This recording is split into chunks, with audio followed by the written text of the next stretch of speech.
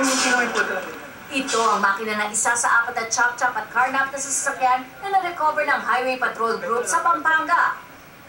Iba na ang kulay sa may bahagi ng chassis at kitang-kita na pinagdugtong-dugtong na lang ang makina gamit ang acetylene. Nadiskubre ang tagwa ng mga carnap vehicles at ng mga chop-chop na sasakyan matapos magreklamo ang ilang homeowners sa subdivision at mga residente sa Angeles City. Amoy pintura at lumilikha ng sobrang ingay sa nasabing bahay. Nang puntahan ng Highway Patrol Group ang lugar, doon nadiskubre ang modus operandi ng mga nakatakas na sospek. Umuupa raw ng bahay sa subdivision ng mga ito. Kumpleto ng subdivision sticker para madaling makapasok. Doon din dinadala ang mga carnap na sasakyan at sakat din ang chop-chop. Itong sticker with number, ganyan, pinuputol nila yon. So usually yan, pag naputol lang nila, ililipat nila dun sa another plate number para mabago na yung itsura. Ililipat ang chassis na nanggaling sa isang total wreck na sasakyan, kaya mukha na itong legal at madali nang may lusot sa LTO. Ang mga natitirang piyesa naman ay binibenta umano sa kalapit na lugar.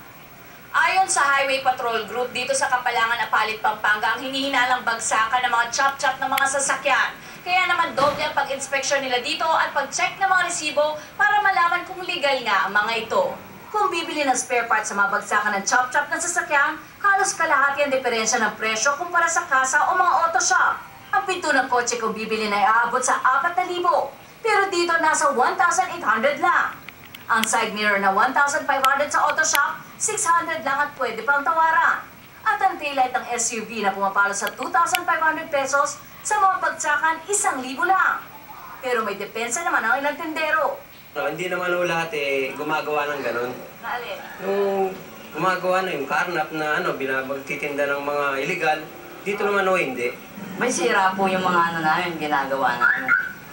May nakukuha namin sira tapos rini-repair lang. Sa tala ng PNP, tumaas ang bilang ng mga nare-recover na chop-chop ng sasakyan. Sa buwan ng Hulyo at Agosto lang, umaabot na sa 16 ang kanilang na-recover na carnap vehicle sa Region 3. Todo pantay din daw sila sa Maynila at mga kalapit na probinsya. Kaya todo ang kanilang paalala sa may sasakyan na mag-ingat.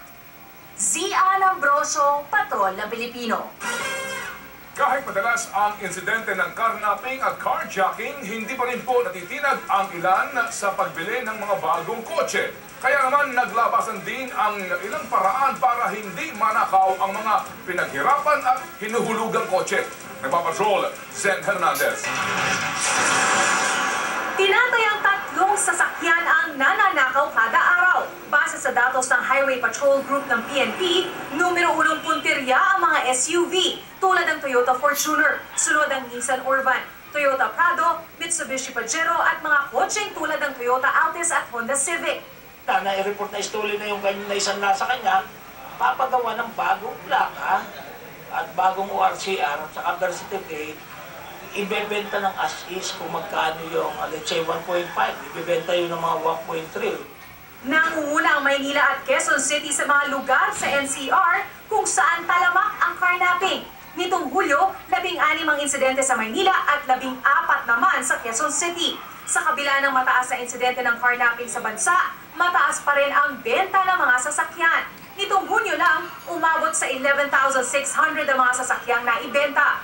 Ayon naman sa Chamber of Automotive Manufacturers, marami ng security features na inilalagay sa mga sasakyan tulad ng alarm at mga tinatawag na immobilizer para makaiwas sa carnap.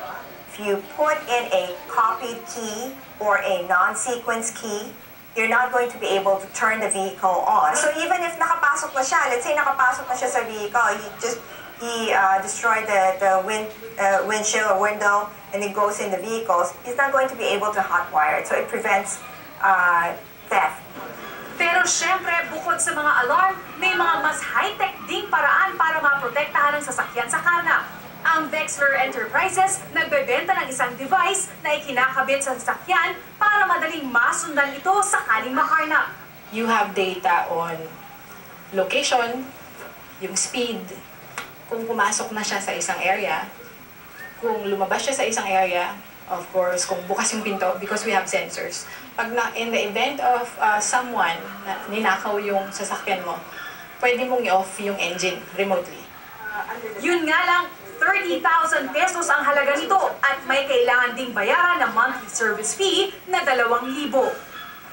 Pero syempre, kahit pa may security gadgets, importante pa rin na mag-ingat. Umiwas na mag-park sa mga madidilim at alanganing lugar, maging alisto sa lahat ng oras at hanggat maaari ay iwasang mag-iwan ng mahalagang gamit sa sasakyan.